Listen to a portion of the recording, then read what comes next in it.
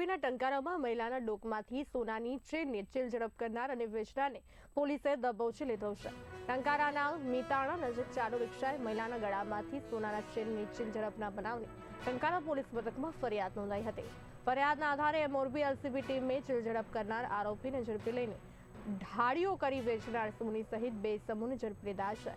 આ બનાવ તારીખ 4 ફેબ્રુઆરીના રોજ પલાસ ગામના મહિલા ટંકારા રાજકોટ હાઈવે પર રિક્ષામાં બેસી જતા હતા ત્યારે મીતાણા ઓવરબ્રિજ પાસે ચાલુ રિક્ષાએ બાઇકમાં આવેલ ઇસમે ગળામાંથી સોનાની ચેન જેની અંદાજિત કિંમત રૂપિયા 1.25 લાખ ઝૂંટવી નાસી ગયો હતો। તપાસમાં એલસીબી ટીમે સીસીટીવી ફૂટેજ, ટેકનિકલ માધ્યમ અને હ્યુમન સોર્સના માધ્યમથી તપાસ કરતા ગુનાને અંજામ આપનાર આરોપીને ઝડપી લીધો। ચીલઝડપ કરેલ સોનાનો હાર રાજકોટ વેચી નાખ્યો હતો।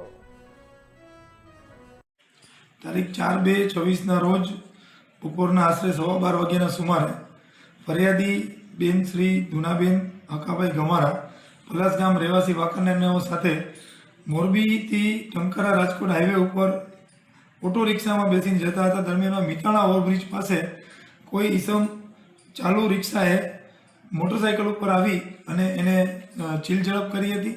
ચીલઝડપ દરમિયાન બેને પોતાનું ઘરેણું પકડી રાખતા અડધું ઘરેણું છે એ આરોપીના હાથમાં રહી ગયેલું હતું અને ચોરી કરી અને નાસી ગયેલો હતો। આ આરોપીએ લાલ મરૂન જેવા કલરનું ટી શર્ટ અને માથાના ભાગે ટોપી પહેરેલ હતી અને મોઢા પર સફેદ જેવો રૂમાલ બાંધેલો હતો। એવી ફરિયાદ આશરે રૂપિયા 1,25,000ની કિંમતની સોનાના 2 તોલાના ચેનની ચોરી થઈ હોવાની મળેલ હતી। આ ફરિયાદ આધારે મોરબીના એસપી શ્રી મુકેશ પટેલ સાહેબની સૂચનાથી local crime branch LCB PI Mayank Pandya અને એમની ટીમ નીચે આ બધા ગુના શોધી કાઢવા માટે કામ કરી રહી હતી। તે દરમિયાનમાં આ ગુનો આચરનાર માણસો અંગે સીસીટીવી અને ટેકનિકલ સોર્સ તેમજ હ્યુમન રિસોર્સિસથી માહિતી મેળવતા આ ઈસમ રાજકોટનો સંદીપ જીતેન્દ્ર પંડ્યા હોવાનું સામે આવેલ અને મકાને તપાસ કરતા આ માણસ પોતાના મકાને મળી આવેલ હતા।